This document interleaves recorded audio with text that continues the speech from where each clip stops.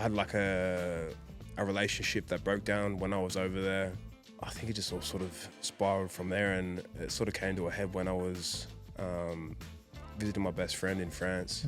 I just remember my tongue was hard, like I couldn't talk, I was freaking out. And then I'm in this like French place and they wouldn't let me out. Like I didn't know what was going on. Like it was wild. Wow, man. On the eve of Origin selection, has that been a main goal of you to get back in the arena? If the phone rings, of course I'll take it. But to be honest, it's not something that I've been focusing on. What was the reaction like when you made the announcement that you were going to sign with the Chooks? Yeah, it was crazy. Eh? Fuck. I had people like messaging death threats. I had people commenting snake emojis. Hey, what's up everyone? Welcome back to another episode of Let's Trot. Before we get started, please hit that like and subscribe button for today's show. We really appreciate your support and love.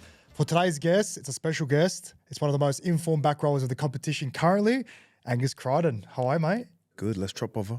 I love it. What's been happening, man? Day off today? Yeah, day off today, so a bit of recovery, physio, get the body right, ready to go. With a guy that's a big admirer of beards and one myself, I'm loving what you got going on right there. But how long have you been growing with that goatee? I've trimmed it up across the preseason, but then sort of the more heat/hate that it's got, I kind of want to keep growing it. So here we are. I love it, man. You hit a purple patch this year. Your form has been outstanding. Don't want to jump on your lap or anything, but man, like what a story! Like beginning of this year, like you weren't playing in round one in Vegas, and now you're one of the best back rowers in the competition. What do you put it down to?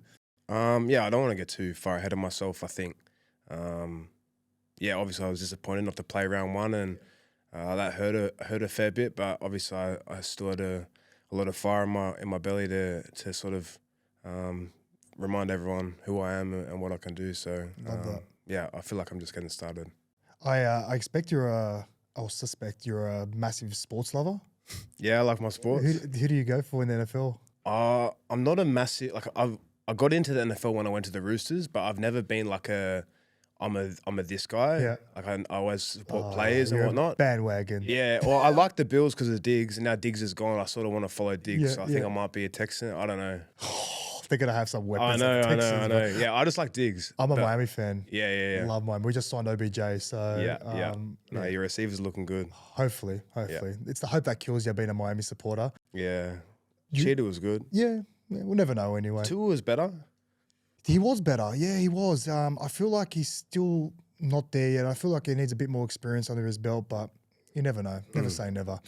I want to speak about as well, like Origin's around the corner, or on the eve of Origin selection. Has that been a main goal of you to get back in the arena? To be honest, it hasn't really been playing on my mind at all, and I haven't focused on it. And it's something that's such an honour, and I always love going into that arena. And if the phone rings, of course I'll take it. But to be honest, it's not something that I've been focusing on. Like my main focus for this year was to get back in the team, get back starting, get back playing 80 minutes and get back to playing the way I want to play week in, week out. And my goal is to try and do my job the best I can for the Roosters, and that's where my head's been at. I resonate with that. I've been in your kind of position before as well, and particularly when you're off contract, some people might think that it's a bit of a distraction, maybe for some players, for not, but actually motivates me. Does that do the same for you? Because you are off contract at the end of the year. To be honest, like the whole contract thing hasn't played a part in my mind at all. I think I just had so much. I had such a point to prove after last season that I don't really need any more motivation, but to go out and I guess, like I said, remind everyone what I can do. You close to making a decision what you're going to do? Not really. I'm not sure. I haven't got any obviously my manager's been talking to people and there's options, but I haven't got any concrete offers on the table. In my mind, there's no real need to rush. I think I just want to keep trying to play good, consistent footy, and it always looks after itself. Putting you a bit on the spot here, but you don't have to mention it. But is there a preference in your mind what the outcome might be? To be honest, like it's the first time in my career where I've probably just been content in not knowing and just like sitting back and thinking I'm open to heaps of different options and whatever one sort of suits me the best, my partner and where I want to take my career. I guess I'll sit back and weigh that up when I've actually got offers on the table. But later in the show, we're actually going to talk about your journey, but I want to just jump into it straight away. Like, you're actually a union boy. yeah. So how did you make the switch? How did that happen? Yeah, man, I'd never played league growing up. I played That's wild. I played like a couple of times. Like, you know, when you're in, like, I went to a public school back in Young, you go on like those PWSA carnivals. Yes. Get a week off school, so you go and play in those. And I'd never played before. Like the first one of those tournaments, I got up and like tried to put the ball back like it was a rock. I think I got a penalty, I had to turn the ball over. But mate, because I'm from a tiny little town, I'm from Young. Okay. I grew up on a farm like 30 k's out of Young. So we couldn't even have, our school wasn't big enough to fill a team. So we'd have like a bunch of misfits, chuck them on a bus and take them out to Wagga. Who was the junior club? Well, I played for the Young Yabbies. Okay. I never actually played for the Cherry Pickers. That's like on all my profile is Young Cherry Pickers because that's the league team. Who's claimed that? Yeah, I don't know. I think they get paid like when you make Origin and that as well. I think they get like a little bonus. Incentive. Are you joking? But I never actually played for them. But always played union. Like my dad was the coach back in Young. I love that. The Young Yabbies. We play that every Sunday. And yeah, when I went away to boarding school, the first sort of experience I had playing league was one of the boys that I was at school with. His dad was like a coach for Bondi United. Oh wow! And so because I was at school at Scott's, which is in the eastern suburbs. I went and played a season for them when I was like 13. So technically, I'm a local junior. How long did it take you to adjust? A while, eh? Like I got injured pretty bad I would have been in like year 11, I think. I did have like nerve damage in my neck. I missed the whole year. Yeah. And then so I'd always love Roosters, always love watching league.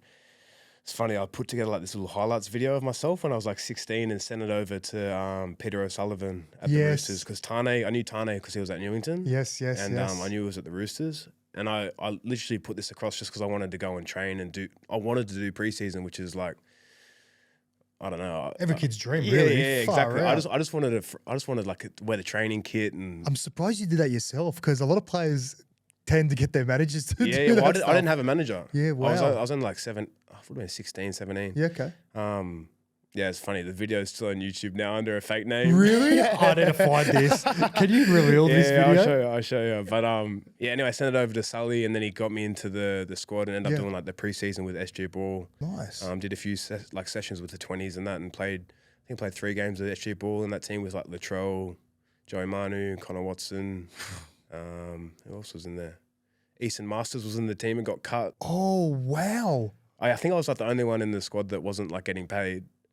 Wow. I admire that. Yeah, and anyway, I went back to school, played school footy, had a good year in year 12 at school. School footy as in union? Or? Yeah, union at Scott's. And then straight out of school, that was when Madge got in touch with my now manager and went for a meeting with him around the corner from here actually and went over to Souths and did like a full preseason first year out of school. So how did Madge poach you? I think Souths in general. Yeah, no, I think just because I was decent at union at school and then obviously a few league scouts and that come.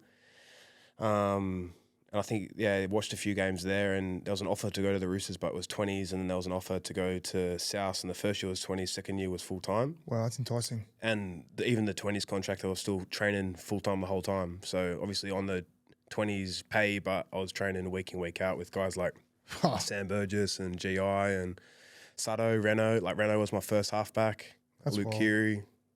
But yeah, mate, when I first went across to league, I was in all sorts. Like all the defensive systems and that, I'd turn it in, turn it out. There was just holes all around me because I didn't understand like protect your inside shoulder and then get up, check and work out. And I was obviously a young back rower. Like I was fit and fast and strong, but I just didn't know the game. So I love that you brought that up. I want to take you with like your union systems. What's that like defensively? And what position did you play? I played back row growing up, and then in my last year at school, I moved into the centres because we had so many back rowers. Yeah. And the coach was like, "Oh, do you want to have a crack at inside centre?" And I was like, "Yeah, sweet." And probably had the best like year of my school career at centre, which was mad fun. It was good. So with back row in league, like you predominantly have to protect your inside shoulder before you release. What's union like? It was more just like man on. Wow. But I think if I was to go back now, I think you could take so much of the, like, I guess you're so much more accountable in looking after the guys inside you and outside you in league. Whereas union, I feel like they'll have like sliding defense where it'll open up. I see that. Yeah, but man, I've been out of union so long, I'm not too sure about how they do. But It's been a while. Yeah. Now that I come to Mate, think about 10 it. years now. I got my 10-year reunion this year, which is wild. That is crazy. Is that with school? Yeah, with school. But Tell me about the school union games. You guys, man, it's like Yeah. college NFL. Yeah, like it's wild. It was unreal. Like I went to Scots. It was like a Scottish school. So like on game day, we'd wear like kilts, and like we'd walk out to bagpipes and stuff like that. Like, mate, it was like people up in the there was like a big old building, and there'd be people up on the balconies. Kids all flocked on the stands. All the other schools, their kids would come and they'd all be singing their war cries against you. Like it was pretty hectic. I love that. Peter Wallace played for Scotland, and on game day they used to wear the kilts and traditional outfits, and he used to tell me that it was like a team thing that they couldn't wear undies. Is that like is that legit? Yeah, I've done that before. Yeah, that is wild. That must be cold in the winter months. End up in your stomach. Sorry, the female listeners out there. That's wild. And you're a bit of an entrepreneur. Tell me about your business ventures. Yeah, got a barber shop. So I thought I'd come and give it a shameless plug with a hat. Love it. AC FLO down in Bondi, and opened that up about 2 years ago, and now going well. 2 years, wow. Yeah, coming up to 2 years. Do you get on the scissors or the clippers at all? Or? For my dad. My dad's my main client. I used to do the boys, and now I'm just like, mate, I've got people here. We're paying them to be here. I'm not getting paid. Surely just booking with them would be sweet. So why Bondi?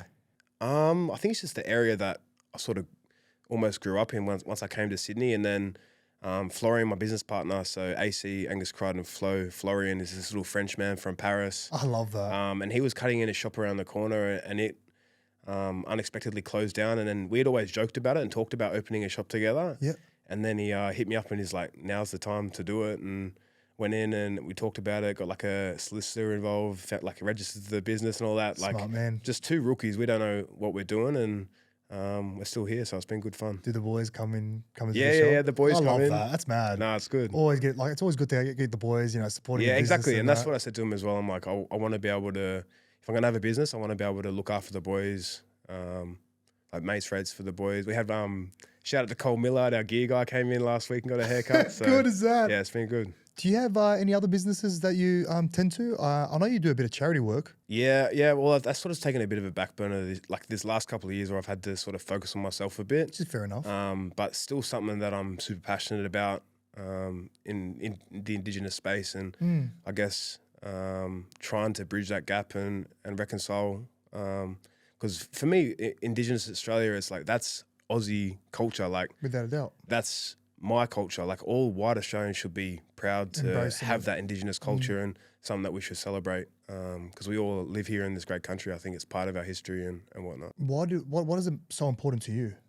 It's a long story, but long story short, I started looking after these two boys from the Northern Territory, and they'd moved into my boarding school and my boarding house, and like English is their second language. They were away from home, no family. And I just sort of took them in, like they were a bit younger than me, Leon and Delwyn. And then when they finished school, I'm obviously moved out of home, and then they'd come and stay with me on the weekends because I was like their family in Sydney. And then one day they asked me if I wanted to go up north and see where they were from. And I went up to Gapawiak, which is their town, sort of like, it's like an hour flight from Darwin, but you can only get there if you fly from you got to fly. It's a tough place to get to. Long story short. Yeah, fair enough. I just lived with them up there for I think the first time I went was for 10 days.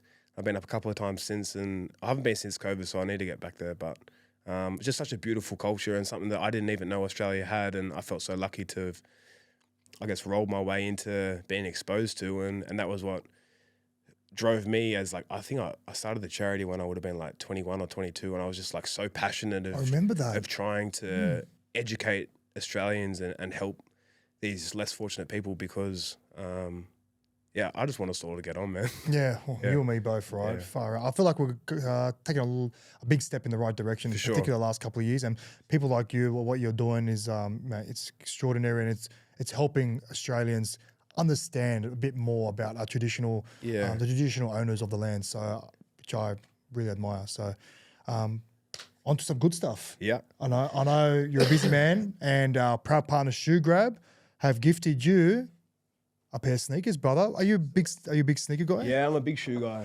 I sense that. Yeah. Oh, 700s, wow. You were asking me before these, you're like, what are they called again? Yeah, I did. I'll show the camera there. These are the ones. How good. Tried them on before. They're a good fit. See, with the 700s, like I admire them, but I could not pull them off, unfortunately. Yeah. I feel like you need to be a bit taller. I've got yeah, they're a bit of a wild one, but I'm into my dad's shoes and I don't find them as a dad shoe, but yeah, really. Like I'm more into the 350s. As every you're other a big Lebo. 350 guy. As every other Lebo. So I'll put that out there. But yeah, no, appreciate it, ShoeGrab. How good, Thanks, man. Let's Trot Brothers. Let's Trot before. All right, bro. Let's we've touched on a little bit. Let's take it back to where you grew up and where you spent most of your childhood, because I know you were a country boy at heart. Yeah. When did you come to Sydney? Yeah, I guess not many people would know I'm a country boy. No, I didn't. Just by looking at me and whatnot. But yeah, I grew up there. I grew up on a farm like 30 k's out of town. Just with my dad and my two sisters and my mum. Like it took us like half an hour to get into town if we were to go there, and it like took us an hour on the bus each day to get to school. Yeah. Until I was 13. Well, yeah, 13. I moved away to boarding school, came up to Sydney. I was actually born in the same hospital as Liam Martin in Temora. Really? Which is pretty funny, yeah. Good, 2 back rolls. Yeah, exactly. Know. Could be the 2 pairing back rolls for New South Wales. Oh, no, don't get me started. Knock on wood. But yeah, grew up out there. Loved my childhood, Like, sort of just had so much freedom to go and do whatever you want, and motorbikes and horses, and learned to like drive when I was young as. Like, used to drop my sisters. We used to drive to the bus stop together and then jump on the school bus and go to primary school. And that's crazy. Yeah, it's a different world, Do you get homesick at all? Like, you miss that country When life? I first came up here, I was actually pretty sweet, because when I was a kid, I always wanted brothers, Like, I always wanted a little brother to run around with. I was sort of I was the same growing up. Yeah. So, but me and my sisters are super tight. But then when I moved up to Sydney, I was in a boarding house. So I was sort of like me and the 30 other guy, like 13-year-old, you can it's havoc. I love that. Yeah. I love that. I want to touch on your childhood, obviously your rugby career, or your short rugby career as a junior. I want to talk about Souths. Let's go back to the Souths topic. When Madge picked you up, you played 20s there for 1 year, and then the following year you end up debuting, correct? Yeah, well, I was pretty injury prone when I first went there, and the main thing was my finger, like, because I went there with like a bit of hype about me as well. So I was like, I really wanted to like tough it out, and like when my finger started first like being injured. Where did it stem from? How do you first injure it? I don't even know. I think it might have been in the Auckland Nines, or like, yeah, I think it was maybe the Nines in my first year. I think it was 2015. You won it that year, didn't you? Yeah. So I went straight from school, went into that and played Nines, and I was like buzzing. I was like, this is so hectic. Like, never played league before, and then I'm like playing on TV with Matt King. Expensive football. Mate, I hate Nines now. Me and you both, brother. Wow. But anyway, yeah, went and did that, and my finger just started like swelling up. And then I was training for 20s, and my 20s coach like came up to me after. He was like, "Mate, you're grabbing in your tackles. Like, what's going on?" And I was like, "Mate, look at my finger." And it was like swollen as. And he was like, "You're gonna have to needle that up." And I was like, for round 1 of 20s, I was like, looking back now, I'm like, that's probably not sweet to be getting a kid to put a nerve block in it. Anyway, I don't want to rubbish the coach, but ended up. I think I had like 7 surgeries on my finger before I was 7. I think I had 7 before I was 21. The 7th one was to cut it off. You're kidding. Yeah. So when you did like accept that, you know, it's not going to be a functional finger anymore, what was the aftermath of it? Like, how did you kind of adjust, you know, grabbing things and catching a ball? It was a wild couple of days, because when I got it cut off, I think the news broke that I was leaving Souths to come to Roosters as well. Yeah. I remember waking up and like look at my hand, I'm missing a finger, and then checking my phone, and there's people like abusing me online, like calling me a snake and calling me Kevin Durant, like a trophy hunter. And stuff. I'm just like, that's wild. Yeah. That's but wild. I think I'd gone, like I went to every, like people think, oh, you're so crazy, you just cut your finger off. But like, nah, like I went to like the depths of, like I tried so hard to keep it. Like I got it fused. I got like the joint was like, so I couldn't bend it. It was like stuck like that. Yeah. Literally like it was, I'll show you photos of it. It was like fused and I couldn't bend the knuckle. It just kept getting banged on. Like every tackle, it was like breaking. And then because I had hurt my finger so much, I was doing so much fitness and my groin went on me. I got osteopubis. Fuck. I had surgery on that. I think it was the day before round one. The year I made my debut, I had osteopubis in the preseason. Had surgery the day before round one in 2016. Osteopubis. So where was your pain coming from? Was it coming from the center of your groin? No, it was or like your it adductors? was up the top. So like when Yeah. I cough or sneeze, or it was so painful, man. And then so I had like a month no running, and then we tried to run, and it was still like no good. How long were you out of the game for? I was out for 3 months with my groin, and then I played a game of 20s. Got picked for the New South Wales 20s. I'd never played New South Wales, and I was like, let's go. And Madge was like, you can either play that or you can play a game of Cup this week. And if you play Cup, I might pick you to debut. I was like, all right, play Say Cup. less. I played Cup and played like rubbish. Oh, And then I was like, there's no way he's going to pick me to debut and then debut the next week. That's I was bad. frothing, yeah. what was the catalyst for you leaving the sport that you grew up playing, Union, to play league? I think just the opportunities, like, Okay. well, when I met with the Waratahs, they were like, yeah, we can see, like with us, we'll offer you a 20s contract, but we don't reckon you'll play first grade until you're like 23. Wow. And so then I was just like, all right, well, That's one way if to I'm not deter going to you. play first grade till I'm 23, Souths want to sign me when I'm 18. Yeah. I'll go and do that for a couple of years. And if it doesn't work out, I'll just go back to these guys. Yeah. And then it worked out. And I'm happy that I did, because I remember the first, like, mate, I was training with Greg Inglis and Sam Burgess and John Sutton, Adam Reynolds. The list goes on. Yeah. Like, met guys like Lottie DeCurie was my idol when I was a kid, met him. Yeah, my first preseason, we went to Arizona on we went like hiked the Grand Canyon and shit like that. It's like, imagine if I just went and played 20s with Waratahs. So yeah, well, Yeah.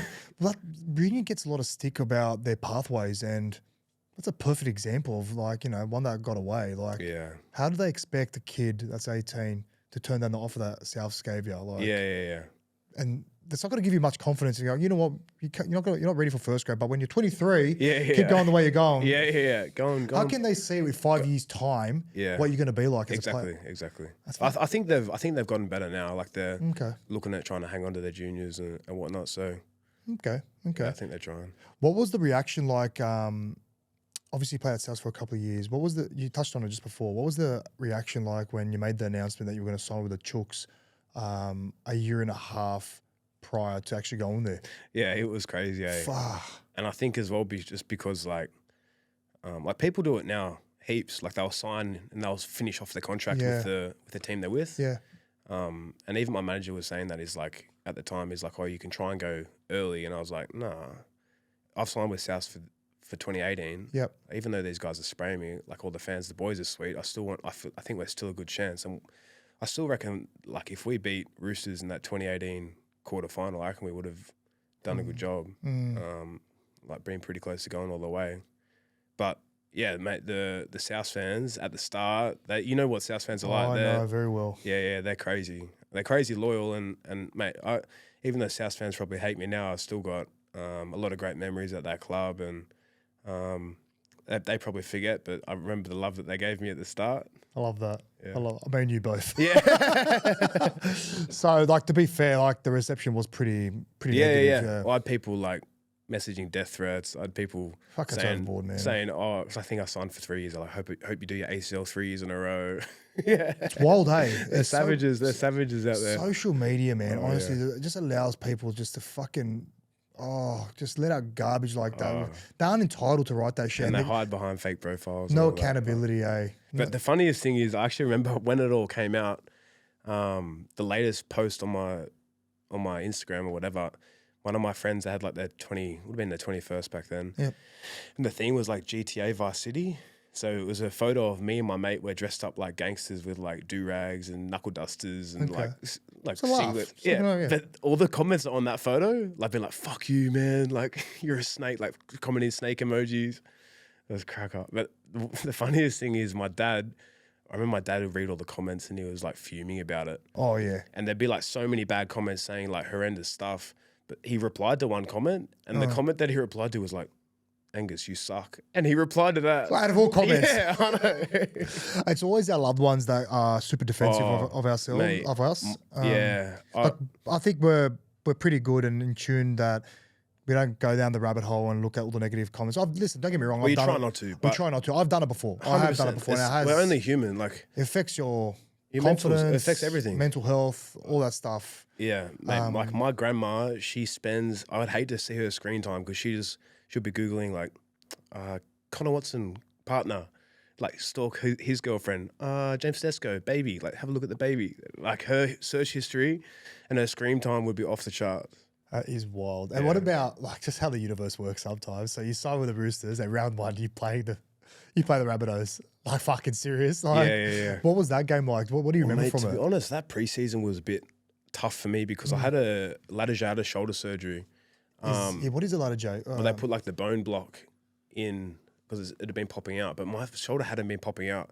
That's weird. Somewhere across, again, I don't want to rubbish anyone, but somewhere across, I think I actually, not confirmed, but I think I could have gone without the surgery. And I somehow got this 3-month surgery that I don't think I actually needed.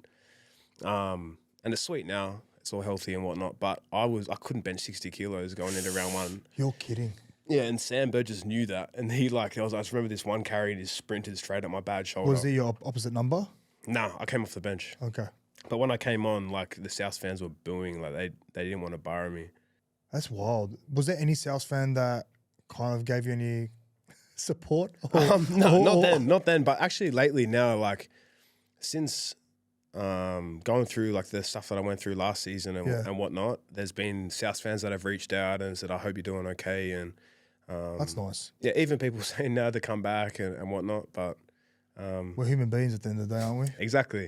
And I think as tough as what I went through was, having it broadcasted so publicly and having it all out there for people to see. Yeah. Whether it makes people think, realize, these players actually go through stuff, or if it makes an athlete, more, you can relate to them more relatable. Yeah. I think if there's any benefit, that's probably the biggest benefit. I wanted to talk about it later in the show, and I'm glad you brought it up. And I feel like it's really brave to talk about your story and what you actually went through because, actually, it's coming from your experience, and from your experience, it might be relatable to someone else, which I really admire. So, but even like just you going from, one foundation club to the Roosters and to have all that negative and that hate, and that would have been very hard to kind of really block it out and just really enjoy what you do, and that's play rugby league, right? Yeah, and that was as a kid. I think I was 21 when I signed to go across, and then I played 2018, I was 22 years old, and have like your own fans booing you at the start of the season was pretty crazy. Because I don't know about you, but like when you're a kid, all you think about is the dream, like going out there, playing in front of fans, having fun, playing the game you love, right? Yeah. But then you got the scrutiny, the expectation, having to like talk to journalists, you know what I mean? Like you don't really put that into perspective. You don't realize, and especially it takes a bit of enjoyment away, unfortunately. But it's saying that we're still in a very privileged position, and that's life as a pro athlete. But I think, as a kid, you don't realize the stuff that comes with it. I agree.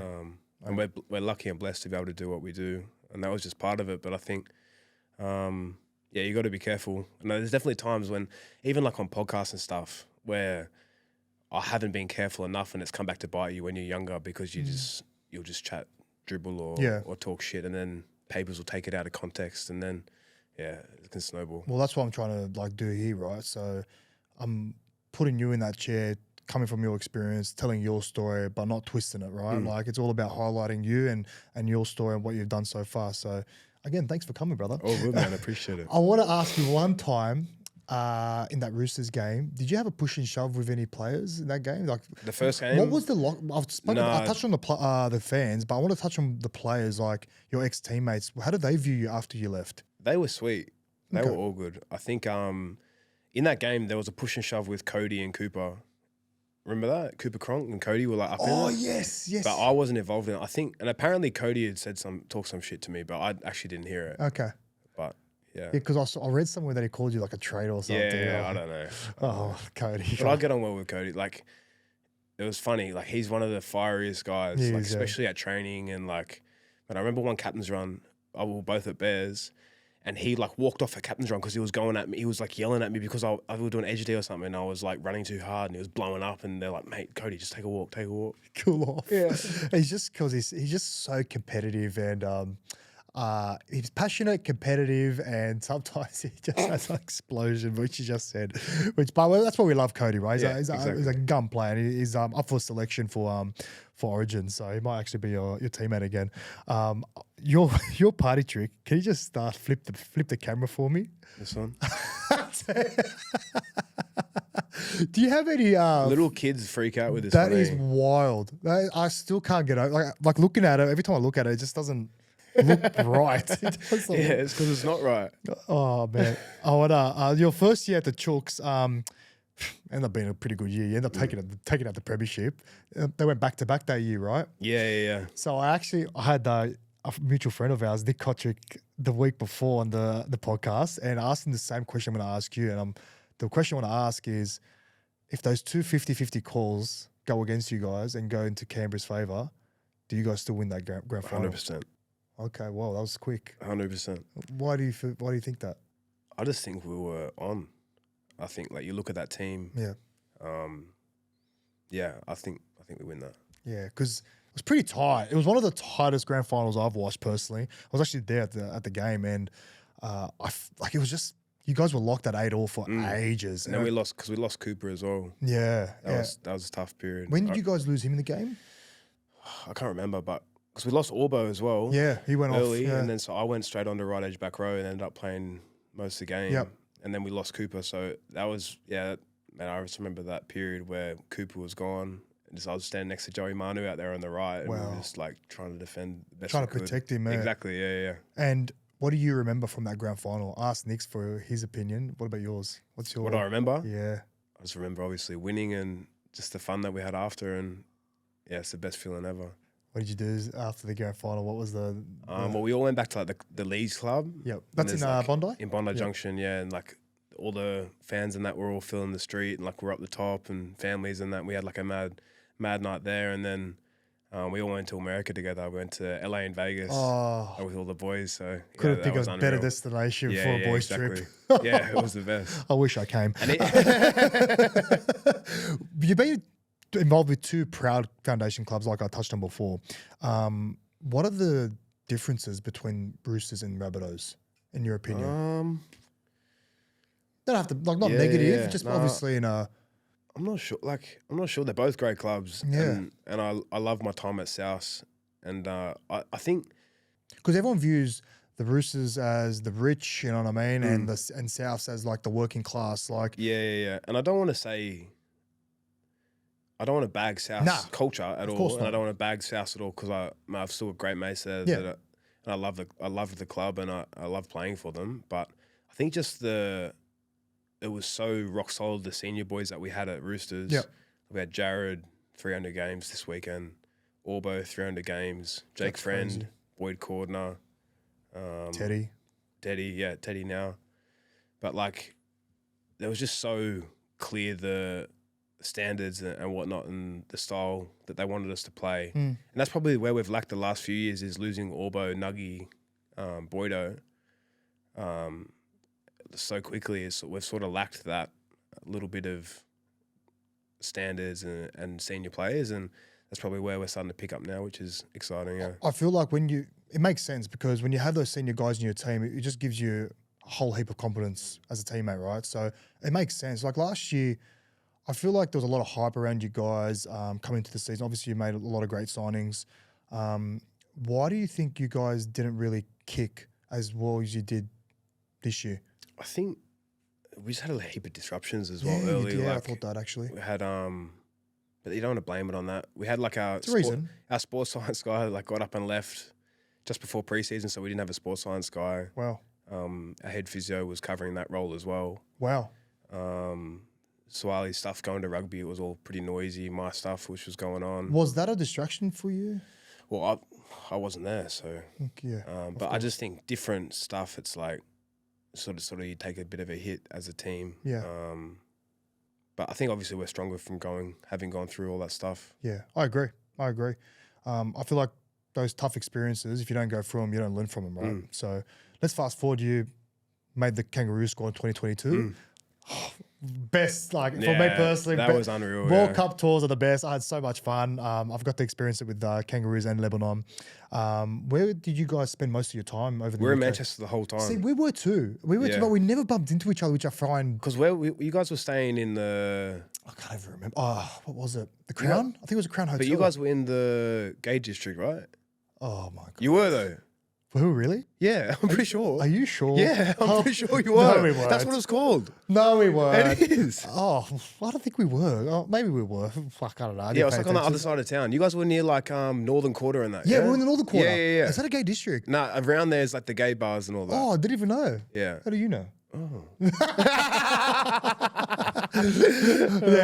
Man, I love Manchester. Can I say? Yeah, Like, I had so mate. much fun there, and it was obviously a successful tour for you. You ended up smacking us, and fuck it. We were actually playing all right, but for some reason that day we just fucking fell apart. And obviously you guys are fucking world class players and whatnot. And anyway, ended up being a disappointing loss for us. But it was a good time, eh? Great and you time. had Checks and Kingy as well. So eh? did you have anything to do with Yeah, Checker yeah, when yeah, Checker you were would- playing Union? No one else playing Union, but he was around with Robbo That's when he right. wasn't coaching. Yeah, for a bit there. What was he doing? He was just like hanging around. I don't know. He was like taking a few bit of skills. Yeah. I think he was just like mates with Robbo, so he'd come and just help out where he could. And I love I Check. guess he wanted to learn because Yeah. you know he's multi as well. Like he doesn't need to be coaching. No. Like he's set up from fashion and stuff. Eh? Yeah, fashion, building. He does a lot of development in. He's got like a house in Paris and Yeah, he does development in Paris. full speaks French. Yeah, he's bilingual. So he can speak Italian, Spanish, French, Lebanese, English, obviously. Chinese. Maybe. It wouldn't surprise me. He's trying to he's trying to pave a way for a rugby league kind of coaching gig.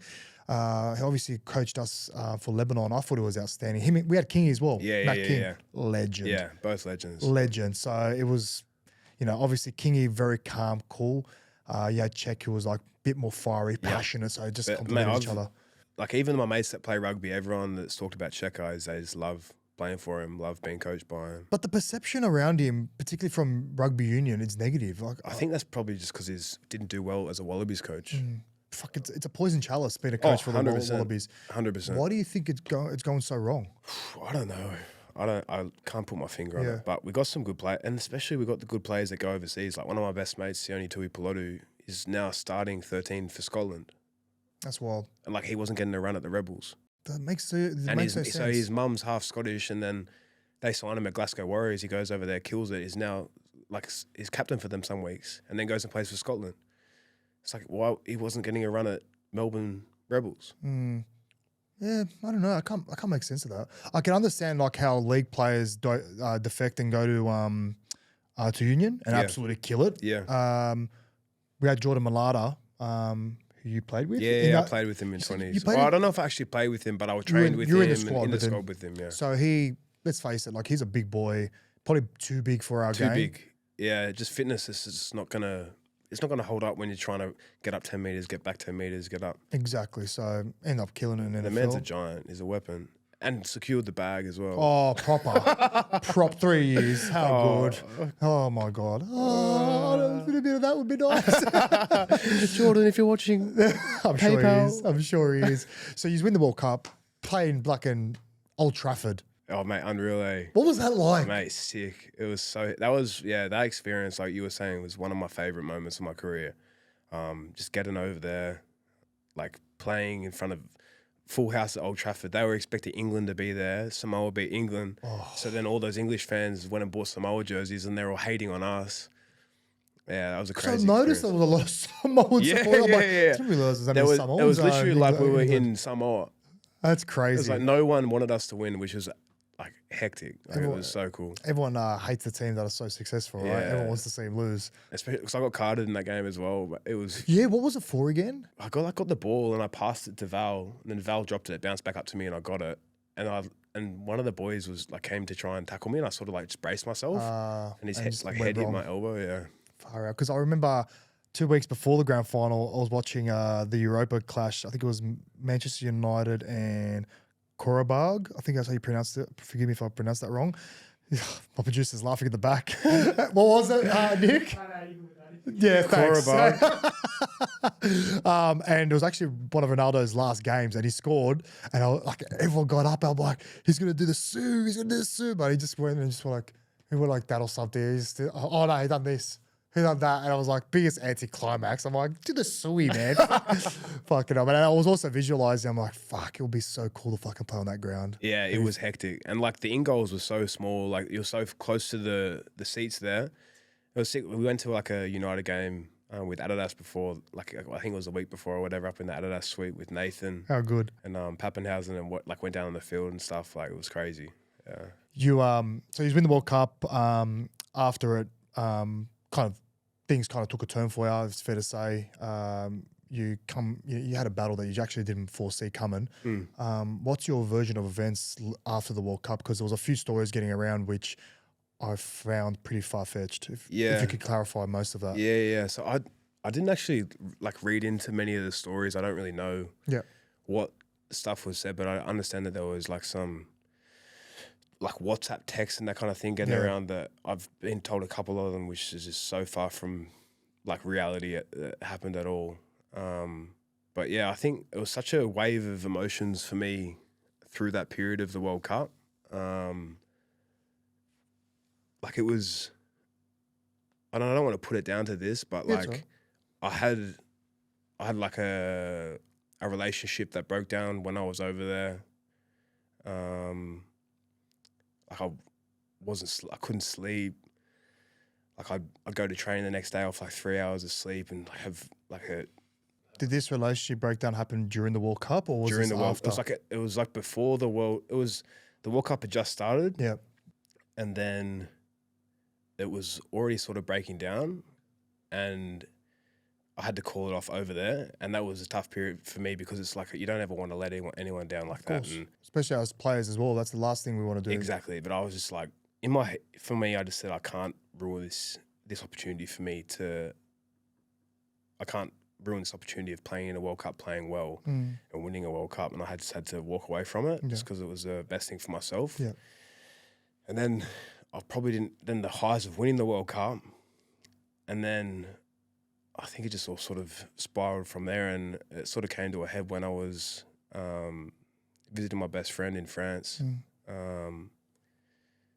Yeah, and I again, like I couldn't sleep. Like I was, and that's what everyone says. I thought I was just being myself, but everyone was saying like you weren't yourself. Like you were there, but you weren't there.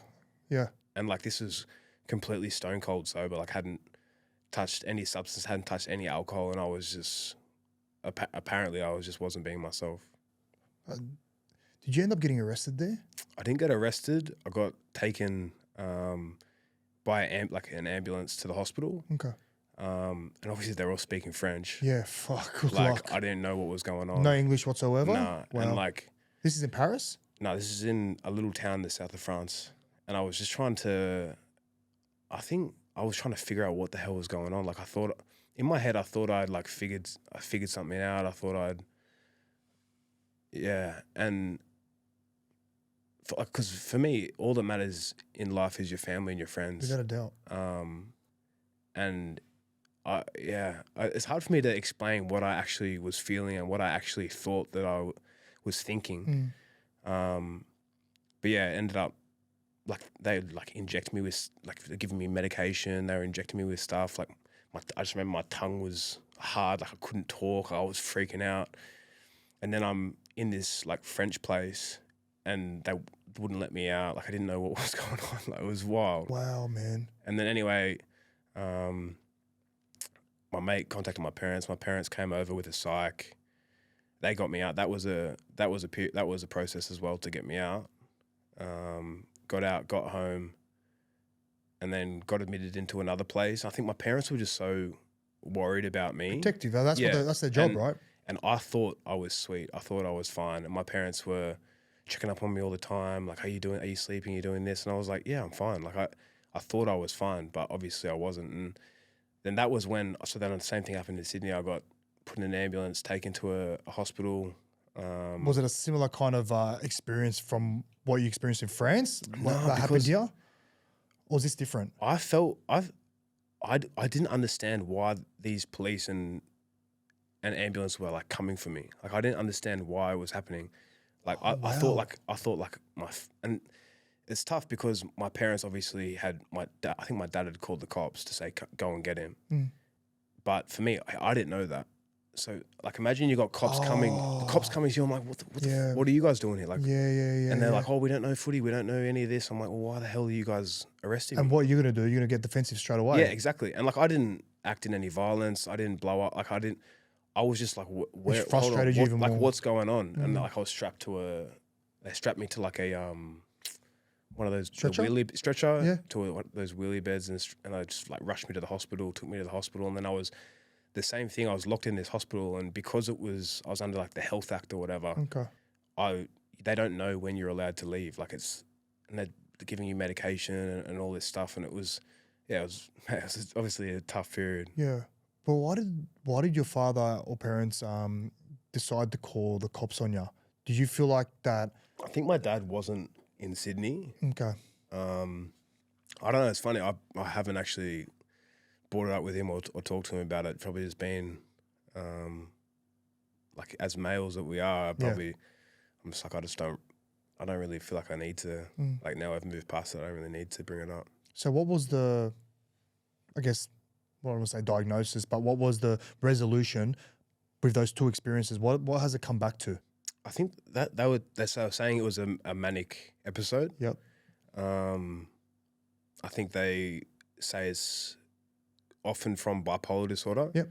But for me personally, I'm like, that's why it's hard for me because I don't don't feel like I have bipolar? bipolar. I don't feel like I feel like one of my things I try and live my life by is being the same guy every day. It's like when you come into training, you're the same. You're not highs and lows, and you're not fluctuating, and you're someone that can be dependable and accounted on. And that's something that I try and live my life by every day. So for me, especially for Souths to tell me, oh, you've got bipolar, I'm like, no, I don't. Yeah. And then they're trying to feed me medication and whatnot, and that was tough because like I don't want to be put in like what we were talking about before. It's like you want to be healthy. Yeah. I don't want to be relying on medication. But that was the only way for me to get out of those places was to listen to the doctors and be like, all right, I've got to take this medication now. I've got to take this now. And they'd come to my house and be like, watch me take it. And like they were saying, if you didn't do that, I'd have to go and get injected. And now I'm medication free, which is great. And I think I just got to know in the back of my mind, I've got to look for different triggers that if this could possibly happen to me because it's happened before. But yeah, I think knowing what I know now, I don't think it'll happen again. It would have been hard for you. Like, what an adjustment. Like, thanks for sharing something so personal. Like I know someone close to me that's got bipolar as well. And they sound very similar to you in the sense that, because obviously I'm very foreign and like people that don't or have had it, we don't understand, right? Like we struggle to be put in your shoes because I know for her, the most minuscule thing, like in my eyes, it's nothing. Like just move on. It's okay. You know, everything's going to be all right. But to her, it's like a big deal. And for me, it's like I struggle to understand her point of view and why it's a big deal to her. If that makes sense. Yeah. I don't know if you've gone through something similar as well. Like, do you come across that kind of stuff within? Not really. Like apart from that one time period, I haven't felt anything like that in my, like I haven't had any similar sort of thing like that happen in my life. And yeah, as tough as it was to sort of go through that and then build myself back up and come out the other side, I think normalizing it and now being in a position where I'm comfortable and content enough to talk about it. Well, you're a voice for those people. Exactly. And I think... and it comes back to like your charity work. Like I feel like, you know, that's part of your DNA. Like you love giving hope to people. Well, I feel like as athletes, we have such a profile and people use it for different things. And I think if there's a little bit of positivity that I can take from my own experiences and help or normalize or make someone that think that is going through something similar, oh, it's actually okay. Like everyone can go through this kind of stuff. Because that's the thing with mental battles or mental health or anything like that. It doesn't discriminate. It doesn't matter if you're a pro athlete or an actor or anything. and it can happen when you least expect it. Like with me, I was on top of the world. Yeah. And I think that was probably part of what brought it on was I was literally rock bottom, trying to get myself up to convince myself, oh, yeah, you're good, you're sweet. Running on 3 hours sleep, going to train at a Kangaroos tour. And I ended up being able to perform. Like I was performing great, I was training great, all of this, but then like you can't keep that up for that long. How did you get yourself back, being back to Angus? I think last year was so tough because mentally I was like, all right, I've gone through this. I just need to get back to playing footy. I want to get back to my teammates. Yeah. I want to get back on the field. I want to get back to playing footy. And mentally I was like, I knew what to do because I'd done it a million times before. But physically I'd been locked up in these institutions for like... Fed medications. Yeah, literally for like months. The whole off season I was locked up pretty much. And I was like, mentally I was like, all right, all I need to do is get back, play, I'll be fine. Get back, play, I'll be fine. I got back, like pretty much did like a week or 2 weeks of training, and then I'm back playing on Anzac Day, trying to play 80 minutes at back row. And I'm like, I got through 80 minutes just because of what I've been there before, but it wasn't 80 minutes of the way that I want to perform up to my standards.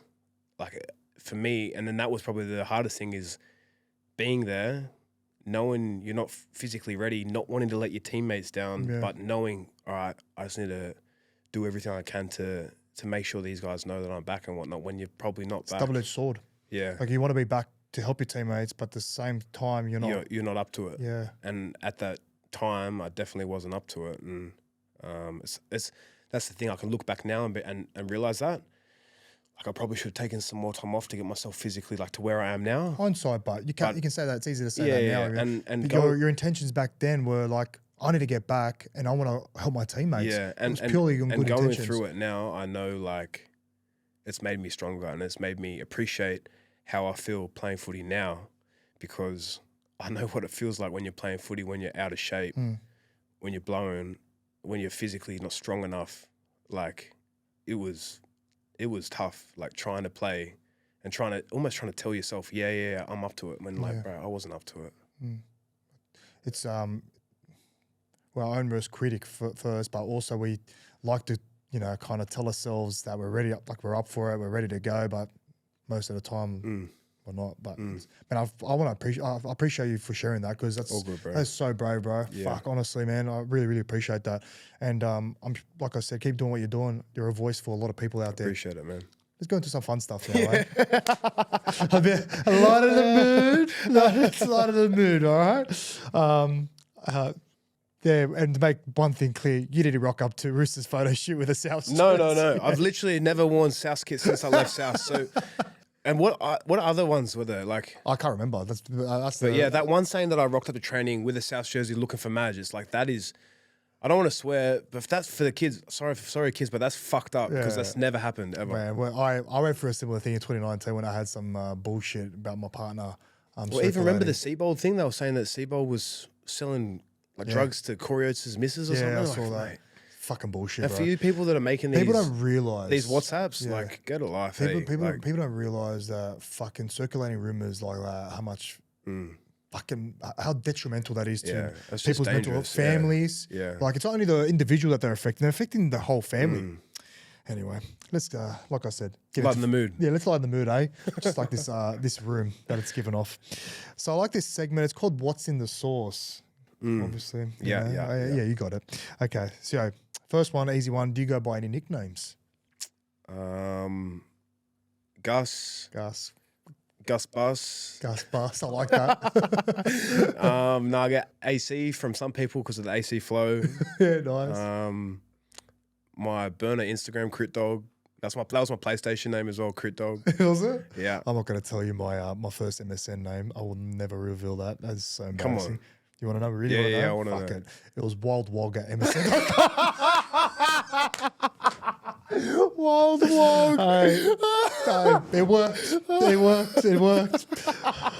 Oh, fucking hell. I think mine was back because I played number 8. Mine was it was Gus's Da Bomb.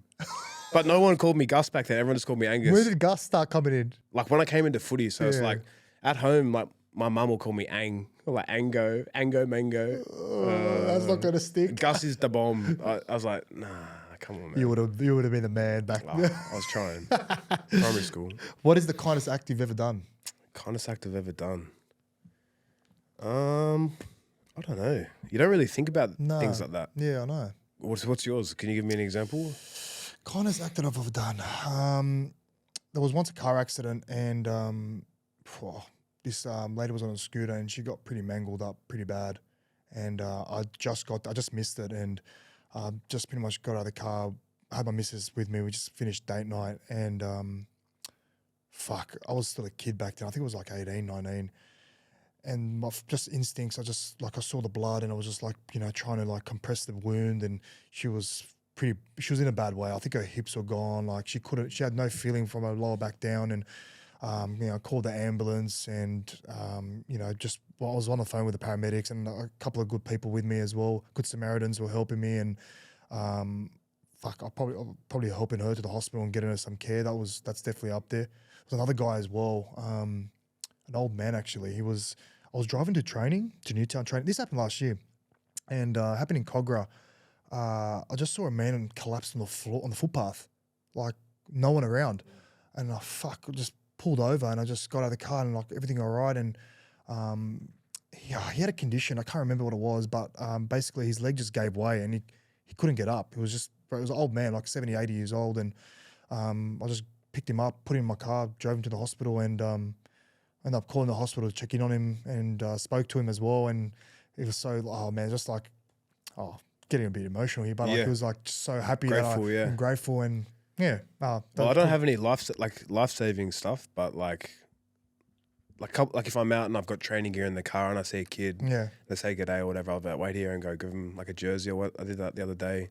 The reason I say that is just because I feel like always the negative headlines. Actually, this is a nice story. One of the ladies at the Roosters, she her car like got written off, and she's like a single mum of 2. Oh wow. And didn't have insurance or anything. And one of the physios put together like a GoFundMe page, and we all put cash in and got her a new car. Really? And she was frothing because it was like she was saying it was like her first car that had like electric windows. She was frothing. Wow, man. That was a couple of years ago. The reason I asked the question is because always in the headlines, the negative headlines get the most attention, right? And I feel like, just a bit of act of kindness, and like there's so many good stories around, and it's the reason I wanted to ask you. But I know what you're saying, like you don't just think, you just do it because you're good. Exactly. When stuff happens, and then you don't even really think about it. Exactly. I love that, but I appreciate you sharing that. This is a footy one. If you had to pick one, who would pair with you in the back row? Sammy Burgess or Boyd Cordner?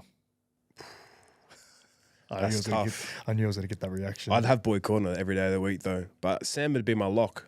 Yeah, okay. I like Sam in the middle, you know what I mean? But Boyd Cordner at back row, I think, he's the blueprint. How would you describe Boyd? It's the dog. I think he just goes to work every single time he played. Uncompromising, brutal, attack and D. I think like those carries that he gets behind the ruck, like those Boyd Cordner carries, like Origin games, he's that guy, so. He can take a shot, eh? Yeah. Like I remember a couple of years ago, he like ran a mad line, got absolutely folded by Jaden Sewer, like banged him, and he went flying, landed on the cricket pitch at the SCG. No one was on him, gets up and just keeps running, makes like an extra 10 metres. Like doesn't phase him. Jaden Sewer doesn't miss too, right? Yeah. So when you think about it, like you've got to learn off 2 of the best back rows in the competition for the past decade, Boydo and Sam Burgess. 100%. What do you take out of those 2 guys and implement in your own game? I think Sam's mindset was hectic, and he was tapped in the head, which is what makes him such a great footy player. Yeah, man. Like every single time he stepped over that white line, he like knew he was that guy. Like he was going to be the best forward in the game, and he was going to like disrespect anyone else that tried to come at him. And I think, his mentality, he just didn't give a fuck, and that was what made him fucking brutal and like a force. Playing with him was sick just because I was a kid, I was a fan, 21, 22, passing the ball to Sammy, and he sort of took me under his wing a bit. Like we sat near each other in the locker room, and he gave me a lot of tools and helped me out a lot with coming into first grade and then staying there, and just life outside of I guess dealing with being a pro athlete. And then Boydo, he's he's just been there for me since I met him in 2018 when we played Origin together. And I remember in the camp where he sort of got a few head knocks in that Origin period before he got knocked out in the game. And that was when he like retired from footy or retired from Origin and then ended up going in 2020 and retiring from footy. And I saw, because we were in the bubble, I was sort of the next guy to step up into that starting role on the left. I remember just like talking to him, talking around like how should I be approaching this game or like any advice for how I should play this or whatnot. And he's just such a straight up and down dude, loyal as anything.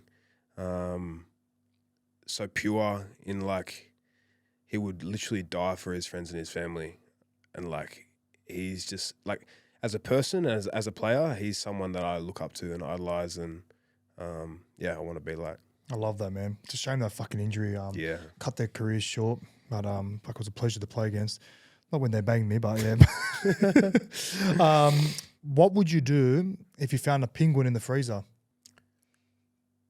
I'd probably just shut the door. That's where they belong in the cold, don't they?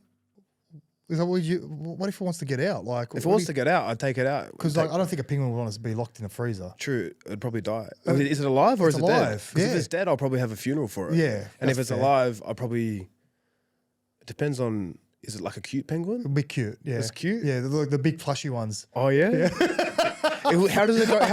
How does it go in the heat? Is it all right in the heat? No, not good. So maybe I'd take it to the zoo, or if I had enough time / money, I could create like a little penguin sanctuary in my house. You know, like a little cool room, like a little pond. You're not gonna do that. You never know though. Like, oh, bro. You know, there's I don't know if you've been in the bay, but there's penguins in the bay, in Botany Bay. Really? Have you seen? I don't know if you've seen it before. No, I haven't seen it. Fucking wild. I don't know. I had to throw that in there. Fucking mix things up. Got a couple of riddles for you. Yeah, let's go. What has a face and 2 hands but no arms or legs? A face, 2 hands, and arms. Clock. Good man. Good man. What does a house wear? A house wear. What does a house wear? A roof. A dress. Oh, I like that. You like that one, huh? You didn't get that either. Where would you take a sick boat? A sick boat. Where would you take a sick boat? How sick is this boat? Oh, they're pretty sick. Like the people on there, riddled with COVID, flu. Sydney Harbour. Oh, the answer I was looking for is a dock. Oh, a dock. That's shit. That's yeah. shit. We're gonna finish up on that. Was the cruise ship that came in and all the guys got off with COVID? Yeah, true. I shouldn't have said COVID. That's what sparked your. Yeah. I thought it was like a current affair riddle. Oh, fuck. Anyway, appreciate that. Now I know you're good friends with Nick Cotric. Yeah, Nicky boy. Nicky bro. Yeah, bro. How you going, bro? He wrote you a question, bro, and I want you to open that up and tell everyone what that is and answer it for us. Nicky bro, thanks for the question, bro. Origin together? Yeah, I think. Yeah, he played in 19 or was it? No, we came in together. 19, yeah. No, 18. 19, he was the first guy I met in 2018 when I went in. Oh, really? I think he might have been like 18th man or something. Yes. We're trying on jerseys and his back is just like Jack this. Day. He's a big boy.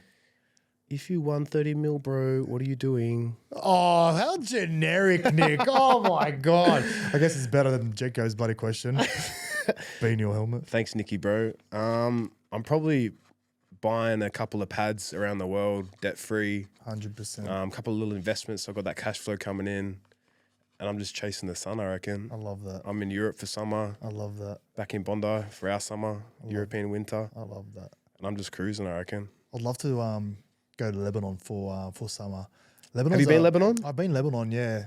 2009, yeah. So when I was 19, I went, but I only went there to play a test match against Italy. So remember Robbie Farrow went Lebanon? Yeah. It was like a holiday. Yeah. They spoke or something. Loved it, man. Like Lebanon's there's a saying that swim during the day, ski in the afternoon, party all night, and you can go from the beach and drive an hour and a half and you're in the snow. Like, it's fucking wild. Like, there'd be a few Yeezys getting around. Oh, yeah, there would be. Couple of 350s. Couple of 350s and some shisha. TNs, Air Maxes. Bit of shisha. 350s, Algile, shisha. Yeah, you name it. You name it. Bro, I'm actually keen for you to write a question for our next guest, and I'm sure it could be anything. Could be something that's important to you. It could be a funny question. It could be. Do I write it on camera or I write it? The envelope is right there. And do I tell? Don't tell me. That's the beauty of it. All right. Leave it as a secret. I love that.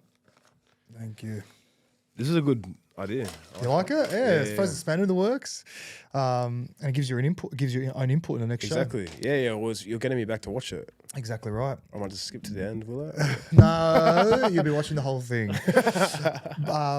Before we wrap up, you know, as humans, we kind of neglect the things that are irreplaceable. I feel like, you know, health, family. I feel like we tend to kind of, you know, risk or try and jeopardize that in our lives rather than like things that are irreplaceable, like, you know, I don't know, jewelry, sneakers, stuff like that. What do you hold close, dear to you that you're really grateful for? I think just my relationships with my friends and my family. Like, I'm super tight with all of my family. We've got a really close group of mates from all different walks of life, and guys in footy, guys outside of footy, guys from school, guys I've met when I was older, and guys I've grown up with. And I think just that genuine connection and just catching up and talking shit and chewing the fat, I think.